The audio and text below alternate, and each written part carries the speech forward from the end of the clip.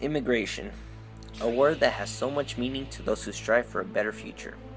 In the U.S., a population of about 313.9 million people, there are 11.7 million of those who are immigrants. Immigrants who are living in fear, in shadows, and taking risks to help themselves. Does any of this have meaning? A change in America? Support? Maybe? Can there be a solution to such situation? America itself can decide on that. Hello, my name is Martin Jimenez, and I, along with my mom and my dad, was born in Mexico. I have two younger brothers, one of 8 years old and one of 5 years old. They were born here. So I came with my family.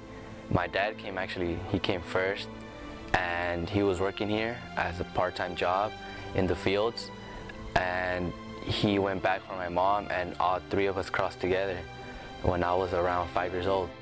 So we've got, in some cases, husbands and wives separated for 5 or 6 years. Now, how is that good for the United States?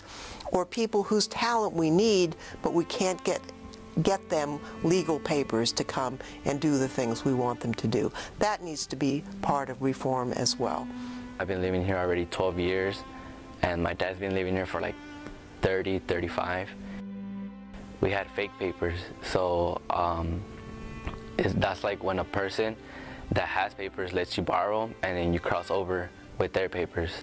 We have about 11 million people who are in the United States today don't have their proper papers. Somewhere between a third to a half of those people would immediately get permanent residence visas if we hadn't made very foolish changes to the law in 1996. So we have an interest in fixing those mistakes, and immediately half of those people will be eligible for visas.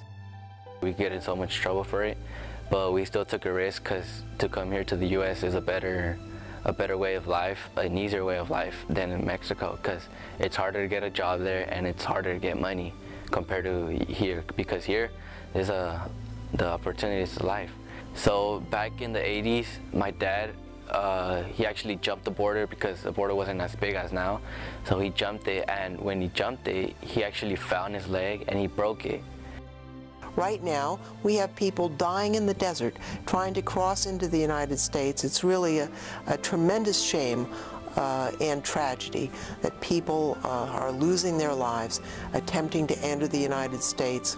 Those people need to be able to lawfully enter the United States, and we need to end that tragedy that is a blot on our nation. So he came to Los Angeles first. After that, he recovered, and he came and he lived with friends and family, some family that was here, and he met friends along the way. My dad got his papers like in '83 because he was working in the fields, and there was a law that if you were working on the fields, you could get your citizenship. So he applied to that, and within 10 years, he got his citizenship. The shortest cases would probably take about 3 or 4 months. Longer cases could take a year or more to process. Some cases that are in court could actually take 2 or 3 years, or even more. So it depends on the type of case it is, but it's not quick. It's not going to be like overnight or in a week or two. It's going to be months at least. It's everything from people who are picking our vegetables, who are immigrants, to who are inventing the next new thing in Silicon Valley. Immigrants are very important to the economy of this country, and immigrants help create economic activity. When he came back for us, instead of going back to LA, he went back to San Jose. So we struggled to get a house at first. We had a small family. My dad didn't mind having an apartment. So we got an apartment with my brother of 2 years old, me of 7, my mom, and my dad. All 4 of us lived in an apartment, and we went through to apartment to apartment. We went like to 3 apartments. And after that, when the economy was kind of good, we bought a house. But then the economy crashed and we lost the house. So after we lost the house, we had to look for another place, and it took about 2 months to pick the perfect house. And now that we're in it, we're both we're renting the house. And it's not so much because my mom helps along with my dad. Families are starting to establish themselves, buy houses, buy cars. What's going to happen with everything if they have to move suddenly? You know, with all the things that they have put together, built as a family. And I think that's also a huge concern. In March of 2013, my dad applied for me to get my citizenship. That worked out for us because I got my papers and my mom is on the same process. So now that I got my papers, I was struggling to see if I was gonna apply to scholarships, because some scholarships you need your social security number, and I didn't have that a year ago. So now that I have that, I'm not as afraid to apply for scholarships as I was before, because I didn't know if I was gonna go to college. And now that I have my papers, and hopefully my mom has them this year, we will go back to Mexico and see our family that we have not seen around 12 or 13 years since then. And you can multiply that story out by the thousands and millions immigrants made the United States. Take a look at Silicon Valley.